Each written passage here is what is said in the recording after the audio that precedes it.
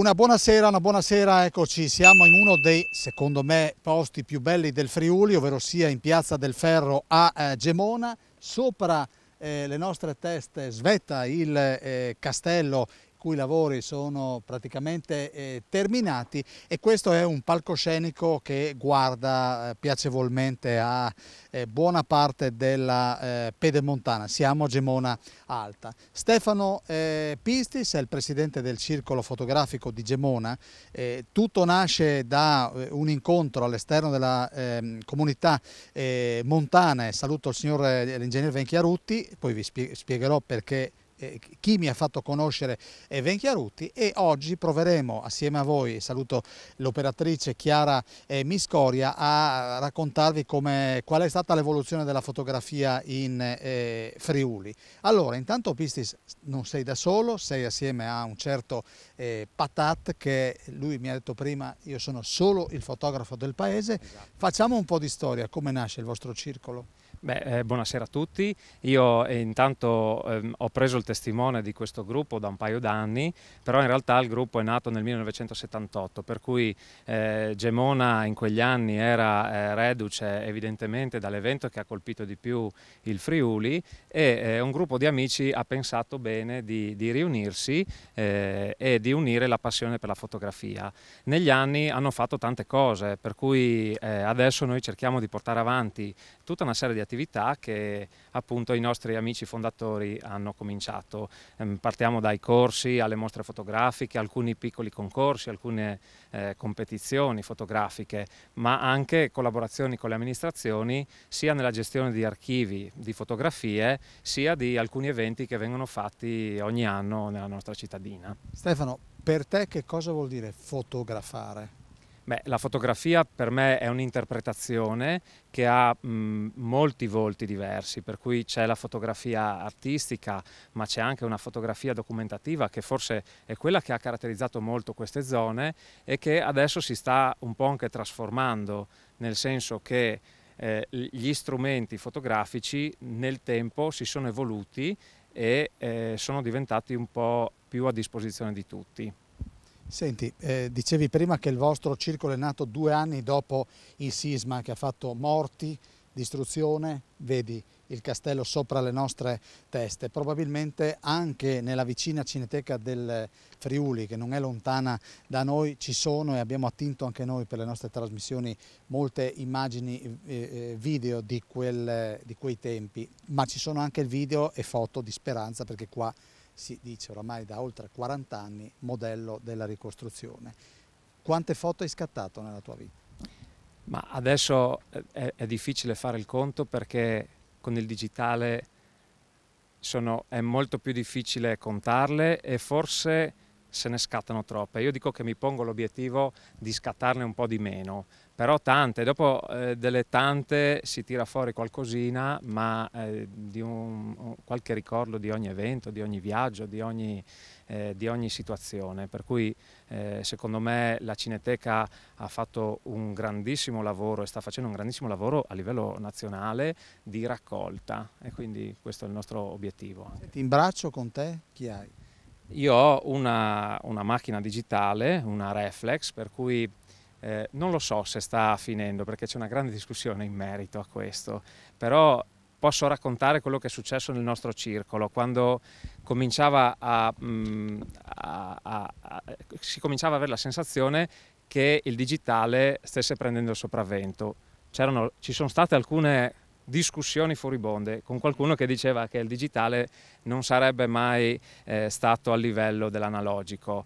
In realtà adesso stiamo facendo un altro passaggio ad un digitale un po' diverso da questo, una mirrorless, ma addirittura a questo. So che questa cosa può scatenare una discussione, sarà la prossima discussione probabilmente nel nostro circolo, però noi abbiamo una mostra fotografica e qualcuno porta quasi di soppiatto delle foto fatte col cellulare. Chi è quest'uomo?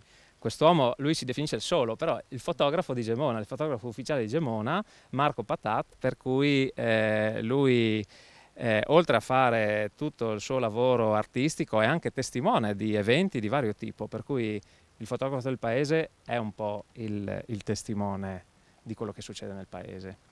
Allora, prima di Marco Patat vorrei presentarveli, li abbiamo avuti ospiti in altre occasioni, Luigino Squalizza, presidente dell'Associazione Amici della Fisarmonica, è di Savognano al Torre, e poi c'è un Simone Bledig, o Bledige, di Altana di San Leonardo, quindi un rappresentante delle valli del Natisone. Loro quando possono ci accompagnano, e vorrei cominciare con una polca popolare, e quindi allietiamo l'atmosfera qui in Piazza del Ferro a Gemona con Oi Oi Oi e plene di pedoi, e non occorre che faccia tante traduzioni, cara Miscorie.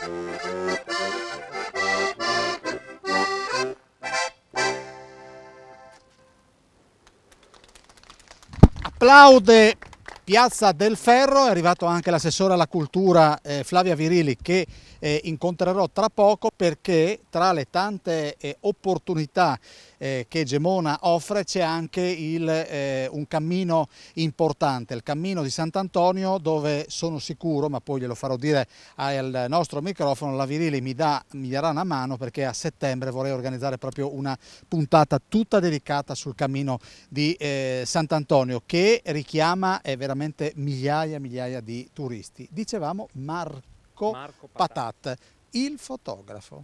Adesso una parola grossa. Non ti senti il fotografo? Beh, ho l'unico negozio rimasto a Gemona, e quindi purtroppo, per fortuna, è di una certa importanza. Quando nasci? Io ho il negozio. Il negozio. Diverse. Io ho ereditato, rilevato ed ereditato anche moralmente di persona, diciamo, il negozio Foto Soravito, che nasce alla fine degli anni 70 con Graziano Soravito, che dopo più di 40 anni di lavoro è andato in pensione. Io continuo a esponere la sua opera, passando chiaramente al digitale, quindi rivoluzionando un po' quello che era la fotografia classica col rullino, quando sicuramente tutti vi ricorderete che si portava il rullino, si aspettava, si tornava a prendere il rullino, c'era l'ansia di vedere cosa ci sarebbe stato stampato. Adesso si arriva con lo smartphone, si collega, o anche si fa meno di collegare perché c'è il wifi o il bluetooth o cose del genere, si stampa e fine, quindi è molto più veloce e la qualità è ottima. Marco, la tua prima foto? Parliamo di ricordi di bambino, col rullino chiaramente, qualche paesaggio sicuramente, tanti anni fa. Ecco, sì, probabilmente non sei in grado di fissare dal punto di vista temporale il tuo primo scatto, ma tu che cosa prediligi? Il paesaggio? Io bisogna distinguere due cose, il lato professionale e il lato hobbistico, preferenziale, artistico, se vogliamo usare questa parola. Personalmente mi piace il paesaggio, e anche e soprattutto il paesaggio infrarossi, che è una cosa ancora un po' diversa. Però anche il ritratto ha il suo perché. Meglio il maschio o la femmina? Il corpo umano è bello tutto, è difficile da fotografare, però è sempre molto impegnativo e appagante da questo punto di vista. Senti, un tuo maestro, un fotografo a cui tu ti ispiri? Per il paesaggio non posso fare a meno di citare Ansel Adams, che è il capostipite della fotografia di paesaggio negli anni 30-40 e che ha insegnato a tutti cos'è la fotografia di paesaggio, anche se solo in quest'ambito, anche se ha fatto dei ritratti anche lui, ma non sono molto famosi, anche se è bravo da questo punto di vista. Senti, sicuramente questa sera uscirà questa sorta di confronto, l'analogico, il digitale, ma quando c'era l'analogico si spendeva più per sviluppare le foto, e tu come la pensi? Sono due mondi vicini ma diversi, perché sono due tipi di fotografia che possono viaggiare paralleli. Avrebbero potuto farlo anche agli albori del digitale, però per questione di mercato hanno spinto assolutamente per il digitale. Adesso ci stiamo accorgendo che ci può essere quello e quello, sono due cose diverse. Il rullino richiede più tempo, più calma, più dedizione, quindi è una fotografia più tranquilla, più posata, più pensata. Il digitale è più veloce, più immediato, più social, quindi ci stanno entrambe assolutamente. E la tua prima macchina fotografica? È stata magari un regalo di compleanno, di Natale? Esatto, la mia prima macchina seria, una Yashica FX3 Super 2000, 35 mm, che ho ancora a casa, e una macchina base che usavano, mi dicono spesso all'Istituto d'Arte nel corso di fotografia, e che pochi fronzoli e via avanti, ce l'ho ancora, piacevole. Grazie a Marco Patat, noi adesso chiudiamo questa prima parte dello Scrigno e riprendiamo con un brano del nostro duo e poi incontreremo l'assessore alla cultura Flavia Virili.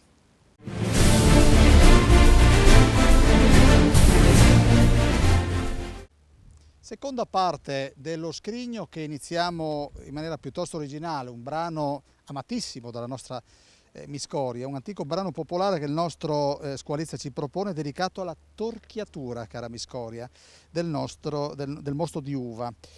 Allora il titolo è Ocio, Strice strice fin calven, quindi fin calven che la vendeme e gliel'ade ben. Quindi a questo punto vorrei andare da Squalizza e da Simone, ce lo fanno sentire.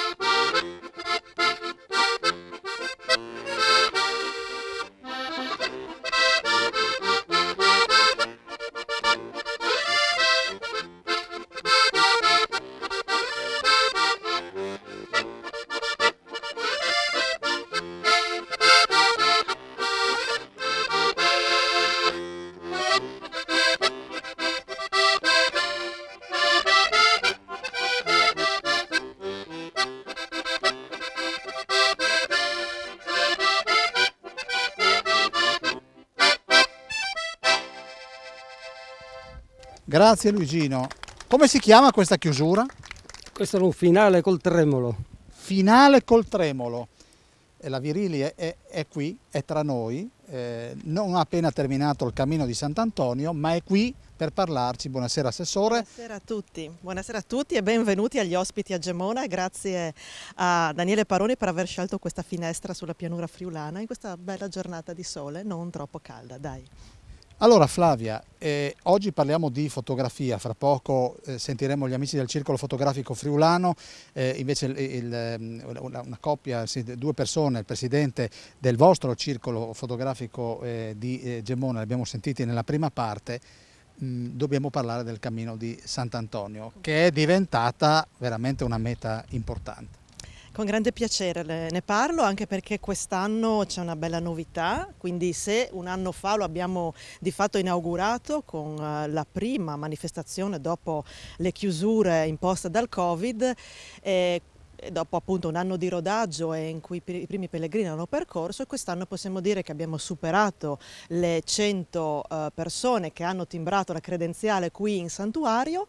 I pellegrini sono in crescita, ma la bella novità è anche che il cammino è stato riconosciuto fra i cammini inseriti nella rete del Friuli Venezia Giulia, un importante riconoscimento da parte della regione che ci vede protagonisti insieme a Romea Strata e al cammino delle chiesette del Natisone di quella che è l'offerta principale in tema di cammini in Friuli Venezia Giulia.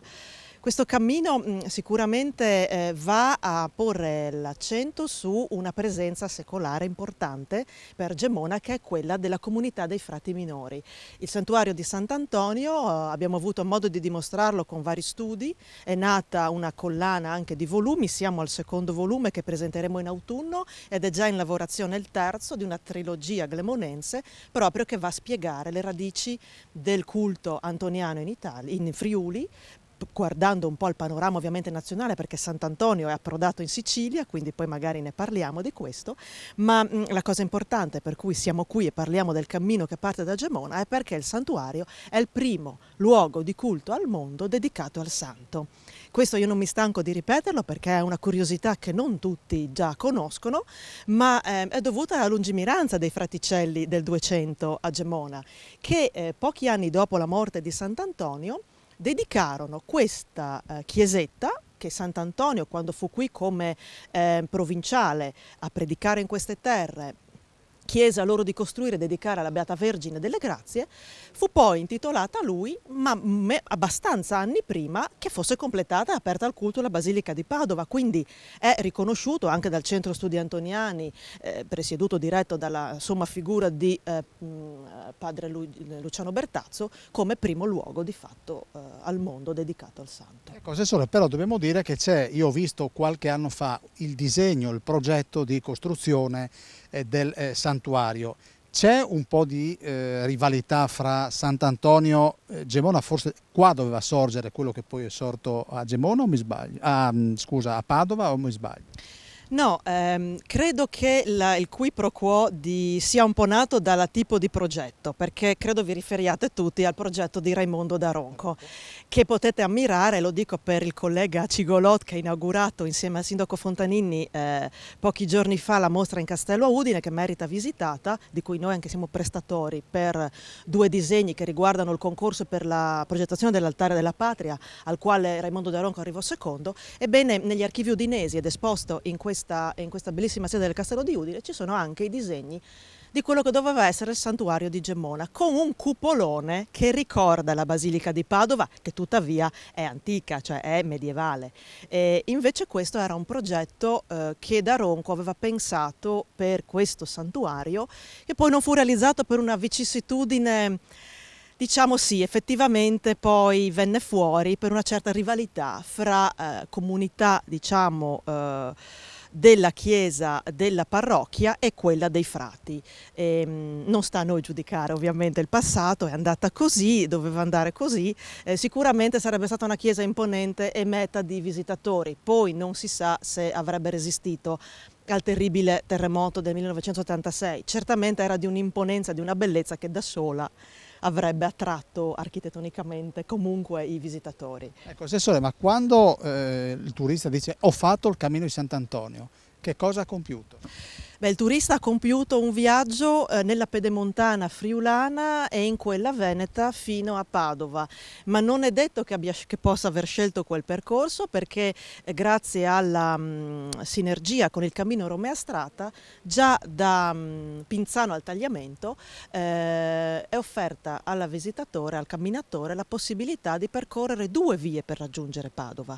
Dunque il camminatore che sceglie la pedemontana e quindi quella frecciata in giallo e marrone con i gigli, sceglie il percorso che è comunque costellato da molte presenze di insediamenti francescani e va a, come dire, scendendo verso il Veneto nelle bellissime colline del Prosecco, per poi arrivare a Campo San Piero e iniziare quello che si chiama Ultimo Cammino, che è un tratto specialissimo del Cammino di Sant'Antonio, il primo nato, ed è quello che ha compiuto Sant'Antonio quando ha capito che stava morendo, quindi che lo ha portato dalle porte di Padova sostanzialmente a Padova.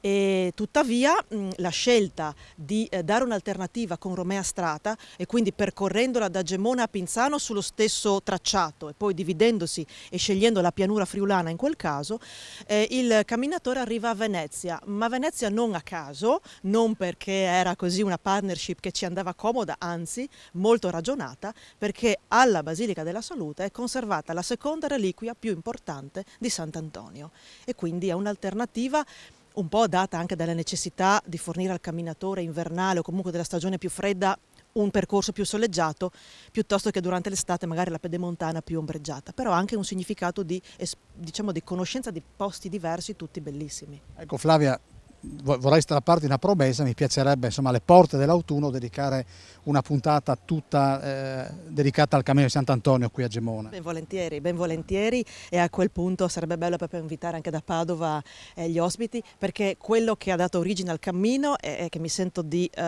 raccontare ringraziando è una squadra, è un team affiatato che vede i frati della Basilica di Padova, vede l'Università di Udine con il professor Andrea Tilatti, vede Promoturismo in prima fila e ovviamente il sostegno della regione senza la quale non sarebbe stato possibile fare nulla e ovviamente i frati di Gemona, una comunità piccola ma veramente piena di energia, tant'è che pochi giorni fa ha accolto la marcia verso Assisi e c'erano un centinaio di ragazzi che hanno voluto partire da qui per poi andare ad Assisi, un po' quello che fece Sant'Antonio quando naufragò in Sicilia e venuto a conoscenza del capitolo che si sarebbe tenuto ad Assisi, camminò fin lì per incontrare San Francesco. Grazie a Flavia Virili, io la saluterei con il saluto francescano, no? Che è pace e bene, che non fa sicuramente male, e quindi direi che vorrei chiudere questa parte, grazie Flavia, e chiudiamo questa parte con un terzo brano, semplicemente Meni, è una polka composta dal nostro Luigino Squalizza.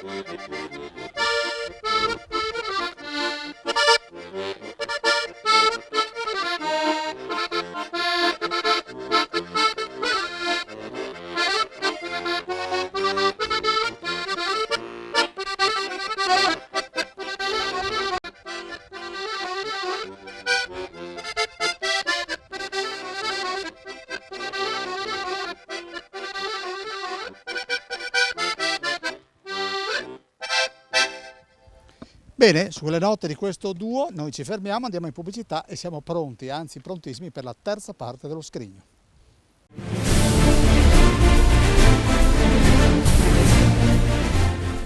Terza parte dello Scrigno, andremo subito al presidente del circolo fotografico Dario Butazzoni, però prima io voglio sapere chi è sta donna, ma lei chi è? Sono la moglie del presidente del Circolo Fotografico Friulano. Adesso io probabilmente l'età non aiuta, lei è già stata a Telefriuli? Sì, E diverse pro- e volte. diverse volte, probabilmente io l'ho già chiesto, ma quante volte l'ha fotografata suo marito? Poche perché io non mi sento a mio agio ad essere fotografata e quindi lui ci tenta, ci prova, ma con poco successo. Ecco, nei pochi scatti che rimarranno nella memoria degli italiani, lei dov'era quando suo marito l'ha fotografata? A Cipro, ecco, quella è la Cioè in foto. Friuli mai? Sì, tante volte in Friuli, assolutamente, Ma è sì, lui sì, sì. parco nel fotografare o è lei parca a farsi riprendere? Io parca a farmi riprendere, dico la verità, perché lui ci tenta, povero, ma con poco successo. Ecco. Quindi quando vi siete conosciuti le ha fatto una foto? Le ha detto, aveva già questa passione? No, la passione è arrivata un pochino dopo, cioè la passione era un po' nascosta, poi con gli anni è emersa e si è sviluppata fino Lei ad arrivare. questa passione del click non ce l'ha. Io ci tento, ma con poco successo, mi affido a lui, preferisco perché uno l'esperto per di famiglia. casa è lui, assolutamente. Sì. Senta, e che scatti ha fatto lei? Io? Io quando visito, viaggio, le varie città, i vari luoghi, insomma, mi diletto, ecco, perché per me fotografare vuol dire ricordare un'emozione, un luogo, una situazione e quindi lo faccio più per ricordare a me stessa quello che ho visto, quello che ho fatto in quel particolare luogo. Grazie signora. E adesso vado dal presidente Dario Buttazzoni. Veramente in un minuto facciamo un riassunto di chi siete, che cosa ci rappresentate e se ti dovessi chiedere che passi ha fatto la fotografia in Friuli. Partiamo da quanti siete, chi siete. Beh, allora intanto buonasera a tutti. Il nostro circolo diciamo che come numero varia a seconda delle persone che frequentano le varie attività. Arriviamo qualche volta anche a un 50, anche 100 soci abbiamo avuto, però diciamo che quelli attivi, quelli che lavorano fattivamente nell'associazione siamo una ventina più o meno, poi ci sono 10-15 affezionati che partecipano abbastanza assiduamente alle varie attività. Le nostre attività, come quelle anche del Circolo Gemonese, che prima ha spiegato il nostro collega Stefano, sono l'organizzazione di corsi, l'organizzazione di serate per far conoscere la fotografia, soprattutto quella del territorio. Facciamo delle visite, organizziamo delle visite per visitare delle mostre anche fuori dal Friuli, perché purtroppo in Friuli non c'è questa ricchezza, dobbiamo spostarci, minimo Venezia, Milano, Reggio Emilia, dove c'è un po' più di ricchezza di mostre. Poi facciamo dei lavori a cui partecipano i vari soci, lavori che alle volte poi arrivano a una mostra finale o a una pubblicazione. Recentemente ne abbiamo fatta una molto interessante, appena finito di stampare il libro. Abbiamo collaborato con l'associazione, un gruppo di amici di Ciconico che fanno la rappresentazione della Sacra Passione ogni anno e abbiamo fatto un bel lavoro, abbiamo documentato tutte le fasi fino allo spettacolo, chiamiamolo finale, dall'organizzazione alle varie prove e abbiamo realizzato una pubblicazione fotografica con anche dei testi anche significativi di personaggi importanti della cultura friulana. Ecco, poi mostreremo alcuni pezzi che sono quasi pezzi da museo, vedo anche degli scatti qui sulle panchine di Piazza del Ferro, ma che macchina fotografica preferivi, Presidente, o preferisci? Beh, sono due approcci completamente diversi, secondo me, dal punto di vista soprattutto del tempo che si dedica alla fotografia.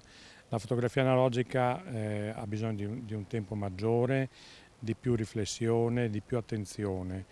La fotografia digitale sicuramente è più veloce, dà maggiori possibilità, però c'è il rovescio della medaglia che questo implica una frettolosità, un numero di scatti enorme, alle volte inutili, quindi dei tempi diversi.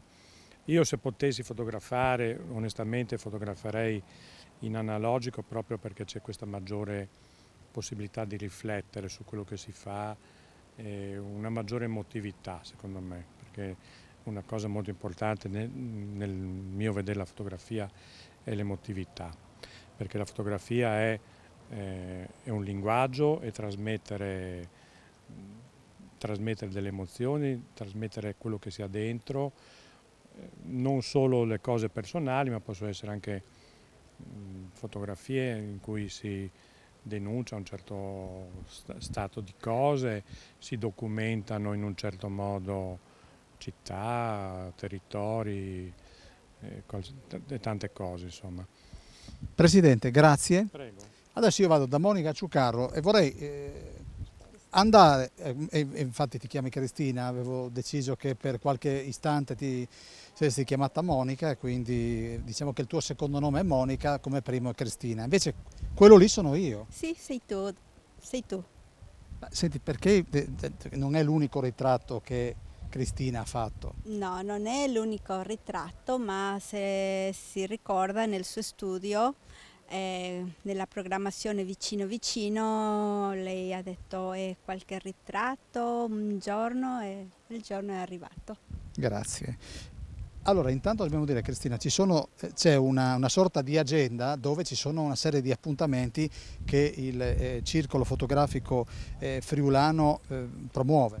Sì, dopo le pause estive a settembre ripartiamo con le stagioni di fotografia col corso base che inizia il 12 settembre, quindi vi aspettiamo la vostra iscrizione. Abbiamo anche a settembre un workshop di Nale Michela, Beauty e Fashion Portrait, quello inizia il 10, 11 e 9 ottobre. Abbiamo un workshop di fotografia di Daniele Agosto, che sarà di fotografia macro, che inizia il 30 settembre. E abbiamo anche un futuro corso di post-produzione, ancora le date a definire, per il trattamento di archiviazione file, fotografia analogica e anche altre attività. Senti, le tue origini dove portano? Io sono originaria del Paraguay. Fai ancora foto a Tricesimo? La verità sono stata un po' carica di impegni, quindi non sono riuscita, ma sì, lo farò. Senti Cristina, invece a te che cosa piace fotografare? Beh, a me piace il paesaggio, mi sto avvicinando anche un po' all'astratto. Ecco, un paesaggio che non ti stanchi mai di fotografare in Friuli? I laghi. I laghi? I laghi del Friuli, i laghi di Doverdò, i laghi di Fussine, tutti i diversi laghi che sono fantastici, meravigliosi. Ecco, senti, la tua passione inizia quando? Non lo sapevo, ma fotografavo già da piccola, quando avevo 13 anni che utilizzavo la macchina fotografica del mio fratello. E dopo 5 anni fa ho preso la macchina digitale, finalmente. Quante macchine fotografiche hai? Una. Basta e avanza. Basta e avanza. Grazie. Grazie a Cristina Ciucarro. Con il duo che mi raggiunge qui alla mia destra possiamo andare con la slovena, un valzer popolare che veniva eseguito da Zef Squalizza.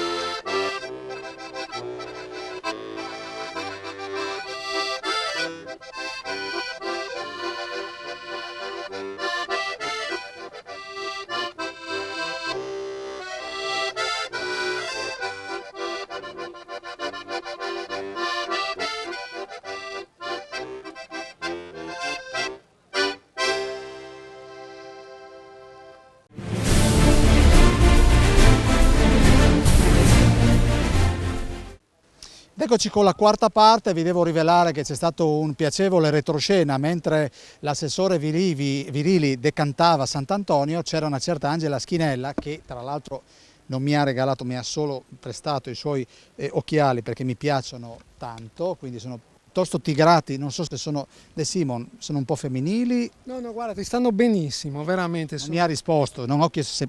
Vabbè, comunque io li tengo perché a me piacciono.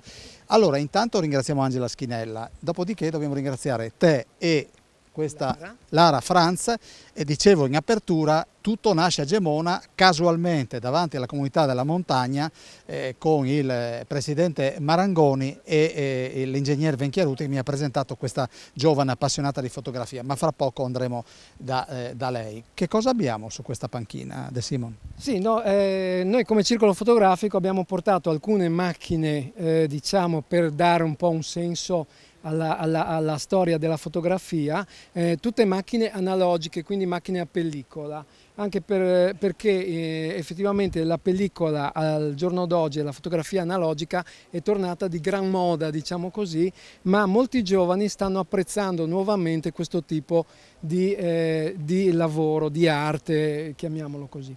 Io vi ho portato come prima cosa, questa è una camera oscura e quindi è la macchina più semplice che ci sia, una scatola di scarpe con un piccolo forellino applicato ad una parete e la possibilità all'interno di essa di mettere un foglio di carta fotografica per poterlo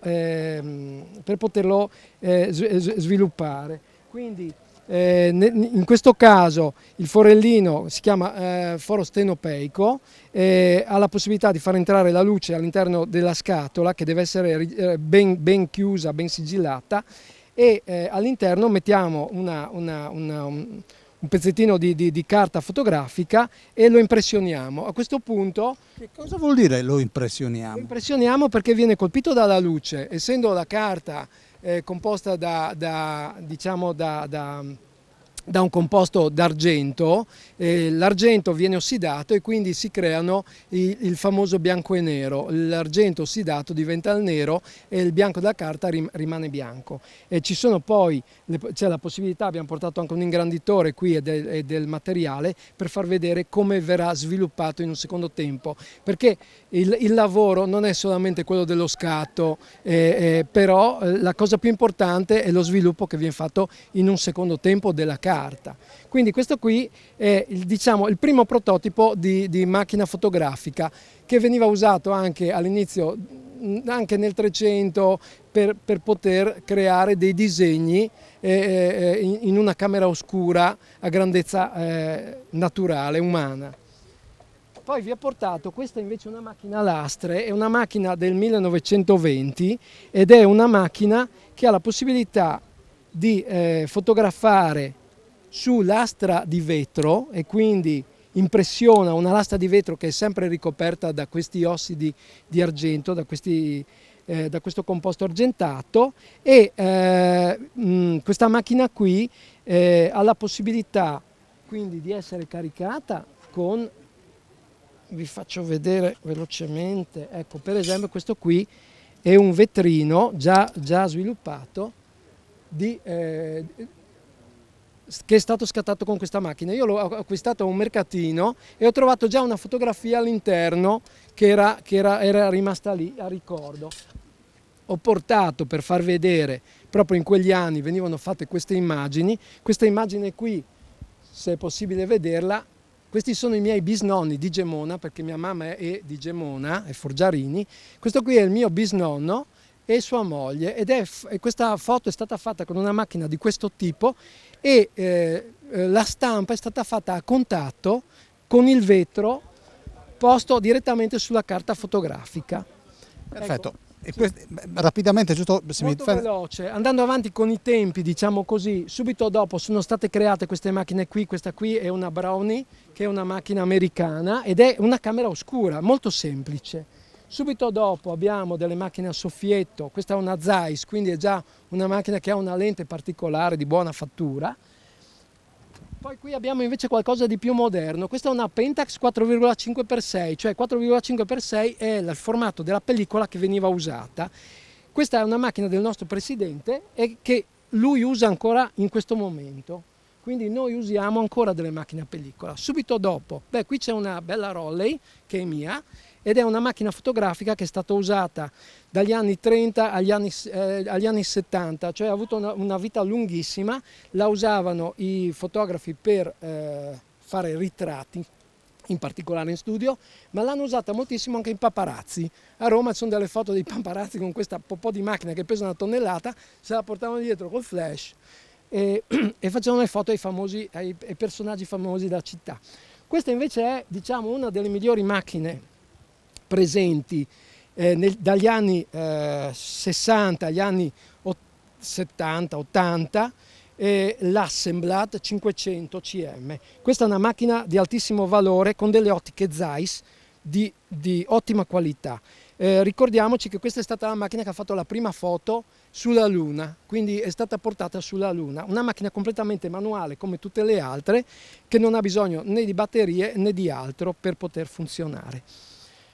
Ultima in ordine è una reflex. La reflex è una macchina con uno specchio interno che ci fa vedere l'immagine proiettata attraverso l'obiettivo. Quindi abbiamo la possibilità di guardare e inquadrare esattamente quello che vogliamo impressionare sulla pellicola e lo vediamo attraverso le lenti. Allora adesso dobbiamo andare adesso da Franza. Sì, certo. Sì, volevo solo Lara. fare velocissimamente l'ingranditore, scusate. Vediamo l'ingranditore. Questo è un ingranditore portatile e ci serve per fare delle stampe. Queste sono delle stampe, queste qui sono le stampe di Sandro Boato e guardate la definizione che ha una macchina, queste le ha fatte con Hasselblad, quindi la definizione che ha che è quasi pari al digitale di oggi. L'ingrandimento non è esagerato, però è già di ottima qualità. Ho fatto il più veloce possibile. Allora, Lara, vieni. Allora, Lara Franza, intanto dobbiamo dire, è di Moggio Udinese. Sì. Ecco, senti, come comincia il tuo percorso nel mondo della fotografia? Allora io fin da piccola sono stata appassionata di fotografia e poi pian piano andando avanti mi sono avvicinata proprio anche facendo una scuola professionale, un corso biennale a Milano, l'Istituto Italiano di Fotografia. E da qua poi insomma mi sono avvicinata alle varie materie, vari ritratti, still life e tutto quello che la fotografia insomma include. Senti, guardando questi pezzi da museo che tra l'altro sono ancora funzionanti, che pensieri si fanno? Sicuramente si pensa a quanta storia c'è stata dietro a questa fotografia che oggi che noi arriva così facilmente, no? Perché anche col telefono basta schiacciare un tasto, però sicuramente c'è un fascino dietro questo. Senti, intanto da grande cosa vuoi fare? Vuoi fare questo mestiere? Voglio fare questo mestiere, sì. Sì. A me affascina tantissimo fotografare le persone, perché ti dà la possibilità veramente di venire a contatto con storie di diverso tipo e conoscere, scambiare opinioni e oltre alla fotografia in sé è proprio questo anche il fascino. Ecco, fotografare persone, ma quanto c'entra, quanto pesa quello che circonda le persone? Intendi il contesto? È un discorso molto ampio in realtà, perché si va a toccare anche il discorso, no? Poi della privacy, liberatoria, eccetera. Quindi non lo so, qualcosa che posso dire è sempre chiedere il permesso prima di fotografare una persona, questo sia molto importante. Senti, uno scatto che ti emoziona ogni volta che lo rivedi? Oddio, sicuramente, vabbè, è molto classico, la ragazza afghana di McCarry, che penso più o meno tutti possano conoscere, e questo è uno scatto molto emozionante pensando anche alla storia che c'è dietro questa foto. Poi lui dopo diversi anni l'ha rincontrata questa ragazza e ha regalato insomma la sua fotografia che gli aveva scattato quando era ragazzina e sicuramente questo racchiude una storia, ecco. Grazie Lara. Grazie a te. Io vorrei chiudere con un brano che adesso giustamente farà tante paia di occhiali. Adesso questo non voglio perderli, vorrei andare con il quinto brano che è La Fontane, valzer composto da Luigino Squalizza.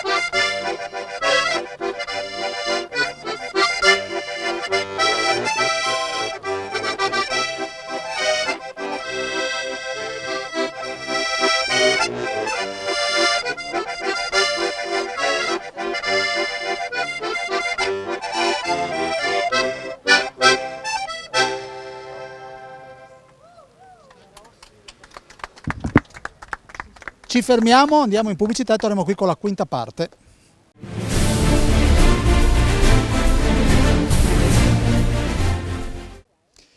Partiamo con la quinta parte e partiamo da questa bella immagine di questo parapendio. Siamo sempre in Piazza del Ferro, vado da Daniela Rovereto, non parliamo di parapendie, di cose che volano, bensì di persone che stanno bene con i piedi piantati per terra a fotografare quello che capita, ma nel caso di Daniela Rovereto in particolare che cosa? Io preferisco fotografare la persona umana un po' per l'aspetto emozionale, l'aspetto psicologico, forse anche voyeuristico in un certo senso, però ecco, sono i soggetti che io preferisco e che sento più miei. Dopo chiaramente fotografo anche architettura, paesaggi o altre cose, però l'essere umano, la ritrattistica o anche la fotografia di strada è quella che più mi coinvolge. Ecco, Daniela, noi ci siamo visti nella trasmissione Vicini a Telefriuli in piena pandemia. Possiamo ricordare un po' il tuo percorso fotografico? Sì, io inizialmente ho cominciato a fotografare in analogico, però con delle macchine automatiche, e facevo fotografie di amici, parenti oppure fotografie fatte durante il viaggio. Dopodiché ho sentito il bisogno appunto di migliorare, dare alle mie fotografie un significato maggiore, un aspetto insomma, più poetico, più artistico volendo. E quindi non so se adesso mi ricordo bene, circa nel 2010 ho cominciato a seguire dei corsi, poi mi sono anche avvicinata successivamente al circolo fotografico friulano, dove mi sono fermata insomma, in questi ultimi 10 anni. Senti, si dice che le foto più belle sono quelle dove tu cogli uno sguardo in maniera molto spontanea, senza dire scusa ti sto fotografando. È vero, tant'è che molte volte scatto perché la persona si è messa in posa, poi aspetto che cominci a muoversi e la fotografia migliore viene quando non se ne accorge, quando è spontanea. Poi ci sono delle persone che si rapportano molto bene alla macchina fotografica e si sanno muovere, quindi anche quelle possono essere fotografate anche se sono diciamo in posa o se ne accorgono, ma normalmente le persone si ritraggono. Io stessa mi ritraggo quando mi fotografano molto spesso. La passione per la fotografia per te è arrivata in maniera tardiva, si può dire? Sì. Magari piccola che facevi foto? No, mi ero più appassionata alla pittura, al disegno. E c'è stata questa evoluzione? Sì, ho iniziato, come dico, 12 anni fa all'incirca e dopo non ho mai smesso, insomma, ci vorrebbe più tempo da dedicare.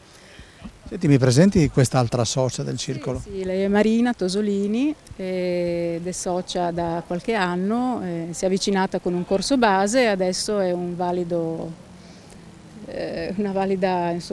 acquisto del circolo. Marina, buonasera, un valido acquisto del circolo. Grande presentazione che forse me la dovrò ancora guadagnare, perché io sono una new entry, diciamo, io sono con il circolo da pochi anni e ho ripreso in un certo senso una mia piccola passione, perché a me è sempre piaciuto fotografare, ma le fotografie da turista, cioè tu vai in viaggio, vuoi portare a casa i ricordi, vuoi portare a casa quello che ti piace, trovi interessante durante un momento piacevole che è la vacanza. Sono passati alcuni anni e ho voluto riprendere questa passione, però cercando di migliorare, cioè farla diventare una cosa un attimino un po' più seria della classica foto da turista. Come si fa?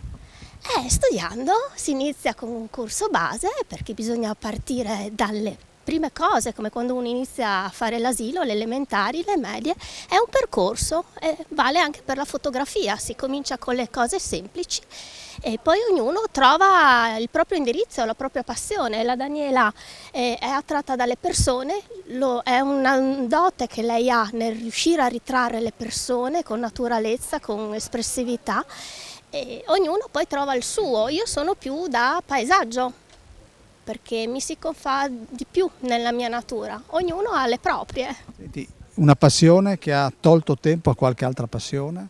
No, in questo momento no, perché è una cosa che comunque ti impegna e ti gratifica, per cui se a uno è veramente interessato, intanto non gli pesa, perché significa comunque dedicare tanto tempo, soprattutto ad un circolo che ha bisogno di persone che lavorino, perché chi viene solo a determinati eventi o determinati lavori si trova le cose già pronte. A monte c'è un sacco di lavoro arretrato prima di arrivare allo scatto.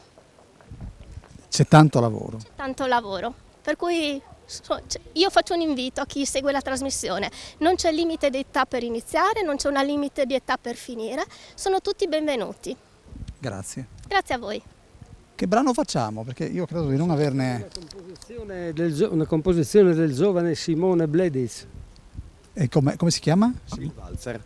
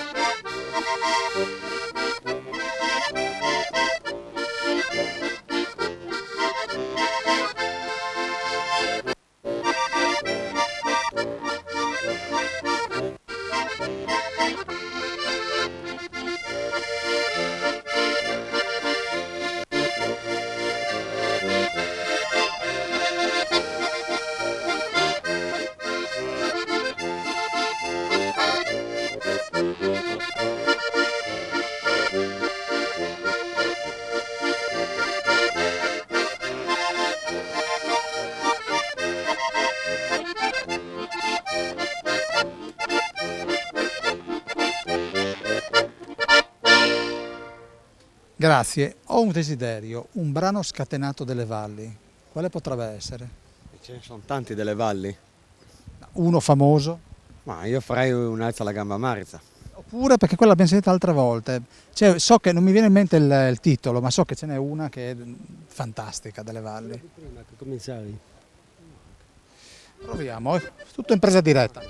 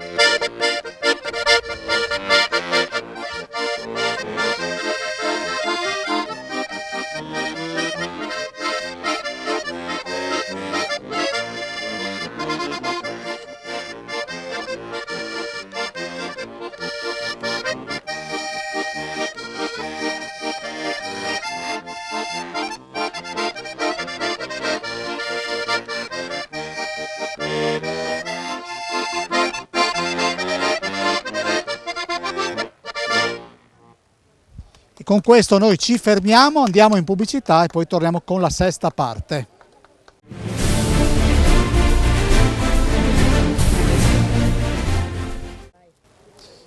Sesta parte dello Scrigno, e che abbiamo ancora da raccontarvi molte cose sul mondo della fotografia, poi il duo dei nostri fisarmonicisti, uno è Squalizza, l'altro è, lo salutiamo ancora e lo ringraziamo, Simone Bledige di Altana di San Leonardo. Ricordo anche che l'associazione Amici della Fisarmonica sta vivendo un'estate piuttosto intensa con date ovunque, si è cominciato con Domio, Primulacco, Attimis, Premariacco, ancora Premariacco, a Clavais di Ovaro, Furnia Voltri, Rigolato, Camporosso Tarviso, insomma cercateli perché sono facilmente individuabili e loro sono ben felici di venire a rendere più allegre le vostre feste, visto che per più di 2 anni abbiamo dovuto stare fermi vista la pandemia. Questo signore ha un grande nome, Daniele, e ha un grande cognome, Agosto, quindi mi centra praticamente tutti gli obiettivi, capite? Quindi come stai? Bene.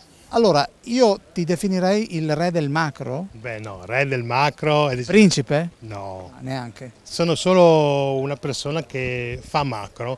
Cosa vuol dire far macro? Io mi riempio la bocca di sti termini, cosa vuol dire fare? Allora, cioè, la Miscoia lo sa, io no. Far macro vuol dire concentrare la propria attenzione fotografica sul molto piccolo. Contrariamente ai miei amici che mi hanno preceduto, che magari si concentrano sulla figura umana piuttosto che sul paesaggio, io mi concentro sul piccolo, quindi insetti, fiori. Posso coniare uno slogan? Daniele Agosto rende grandi le cose piccole. Sì, può essere. Perché... Se ti candidi in politica ricordati di me. Esatto. Sì, può essere proprio come dici tu, perché di solito le cose molto piccole, come ad esempio gli insetti o i fiori, sono delle cose che normalmente noi tendiamo a non vedere, mentre la fotografia macro li estrapola dal loro contesto e li rende visibili anche a chi normalmente non li nota, e quindi come dici tu, gli dà l'importanza che in realtà hanno. E invece la domanda che ho fatto anche agli altri soci: come comincia questo tuo percorso? Prima abbiamo parlato del cammino di Sant'Antonio, in questo caso dobbiamo parlare del cammino della passione della fotografia. Allora, praticamente io ho sempre avuto un interesse, diciamo, per la fotografia, che pian piano si è aumentato, e ho capito che la mia strada, visto che sono anche appassionato comunque di natura, di escursioni, era quella di unire le due cose tra appunto la natura e la fotografia, quindi la macro naturalistica è stata la mia sintesi tra le due cose. L'insetto che si fa più volentieri fotografare qual è? Quello che sta fermo, insomma, si mette in posa e dice allora, guardami.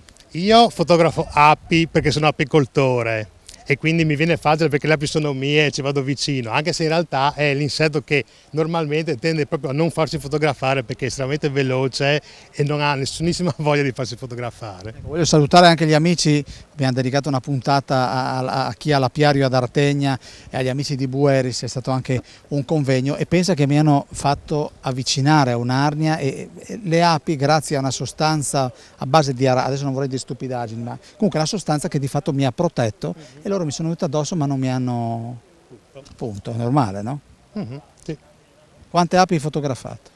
Tante, anche perché comunque non è una cosa semplice, quindi tante foto vengono fatte e poi vengono anche eliminate perché magari la foto non viene a fuoco, l'ape non viene a fuoco, viene a fuoco solo parzialmente, quindi per riuscire a fare una bella foto di un'ape può essere che se ne scattino anche un centinaio di foto. E lui chi è? Diceva una canzone di Renato Zero, lui chi è? Lui è Sandro. Semplicemente Sandro Vicedomini. Esatto, una delle colonne portanti del circolo fotografico. Lei non è parente del nostro collega Davide Vicedomini? Sono lo zio. Anche questa è una grande carambata, cioè qui non abbiamo preparato niente, compresa l'insegnante Angela. Angela, venga Angela, vieni Angela un attimo. Quindi c'è un'altra carambata, cioè lui è lo zio di un mio collega, quindi tu hai conosciuto una tua allieva e quindi qua è un trionfo di emozioni oggi. Quindi io che devo stare attento alle emozioni. Vicedomini, allora intanto le tue origini dove portano? Le mie origini in Friuli partono da Bagnari Arsa, poi vanno a Gonars e poi lì la famiglia si dirama verso diverse località del Friuli. Io sono di Udine. Ecco, prima abbiamo sentito Mister Macro, e tu?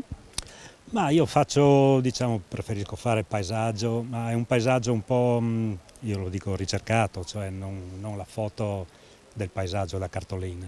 Cerco dei particolari, cerco delle inquadrature particolari. Come guardavi da piccolino a chi faceva le foto e alle foto? Ma sai che non ho proprio dei ricordi, ho cercato di ricordare, ma non trovo un interesse, non mi ricordo un interesse per la fotografia da piccolo. Sì, poi ho fotografato perché fra amici, poi la famiglia, tutto quanto, in viaggio si fotografa. Diciamo che andando in pensione mi è venuta la passione.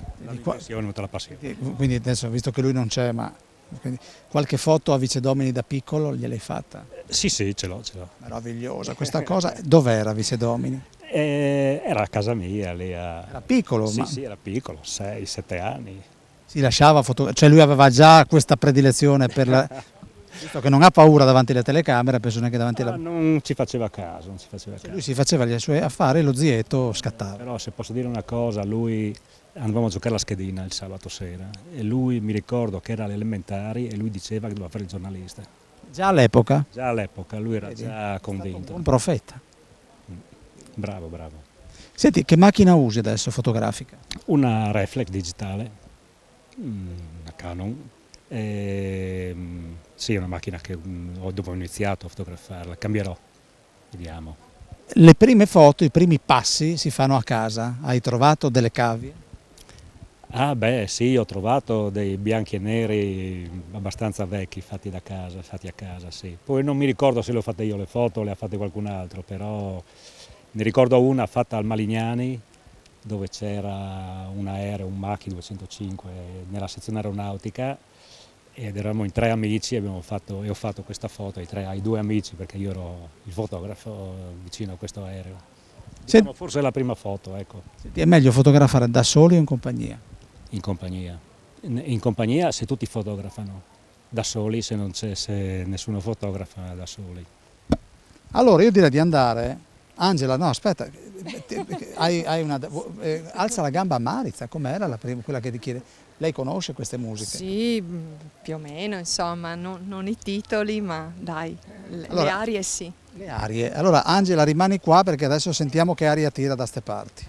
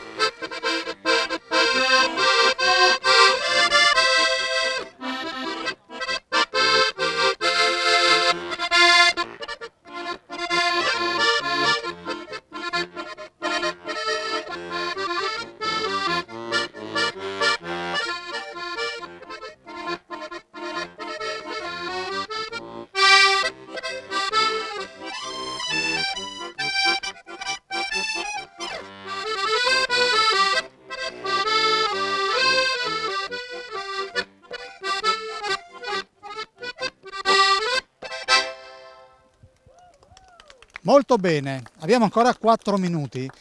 Prima di andare a salutare, perché io devo salutare quella signora lì che non si è fatta intervistare, che strumenti sono? Allora, questi qua sono strumenti con il canto voci Helicon, cioè il canto voce celeste sloveno, e i bassi Helicon, che sono questi bassi. Luigino, voce, cosa mi hai detto? Voce celeste? Celeste, questo timbro sarebbe...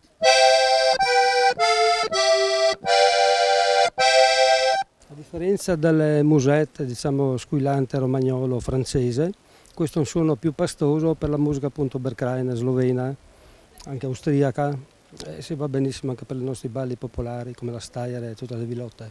Grazie, noi tanto ci rivediamo, ricordate, andate a cercare anche sulla rete gli amici, l'associazione Amici della Fisarmonica.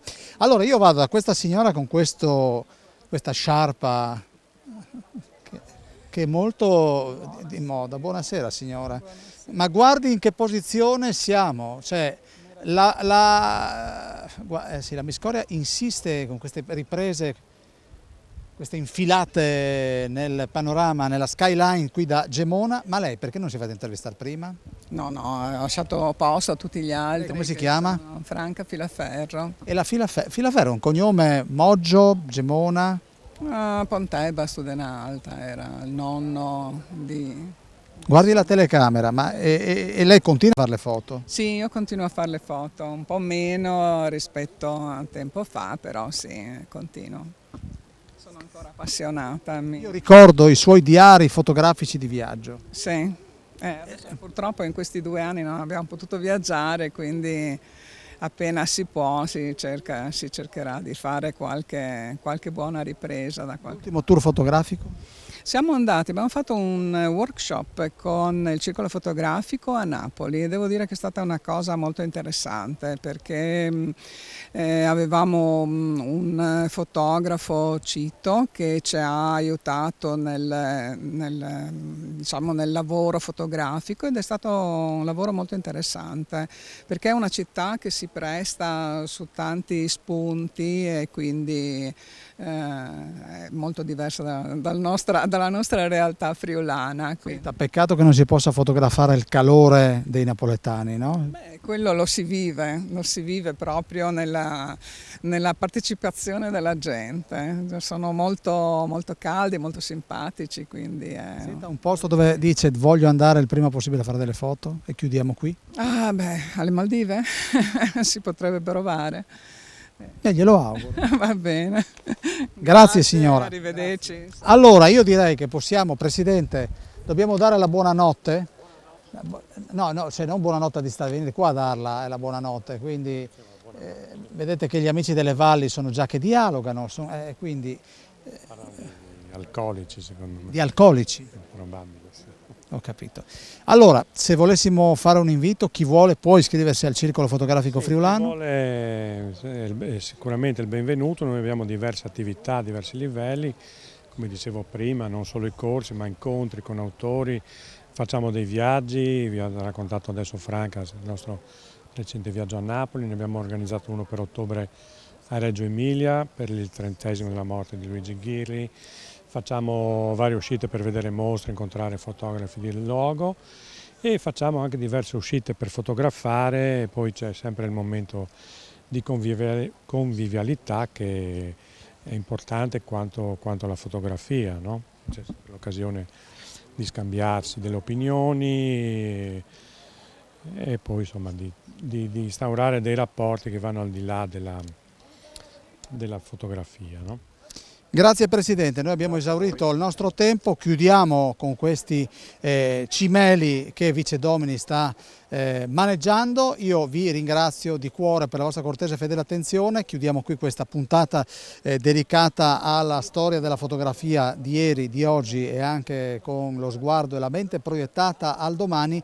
Io intanto continuo a nutrirmi, guardate che ben di Dio, venite in Piazza del Ferro a Gemona, accompagnati o anche soli, accompagnati se c'è da stimolare il sentimento, soli se avete bisogno di rilassarvi e magari scattare qualche foto. Grazie Miscoria e vi ricordo sempre Telefriuli, il canale 11, ovvero sia 2 volte numero 1. Arrivederci.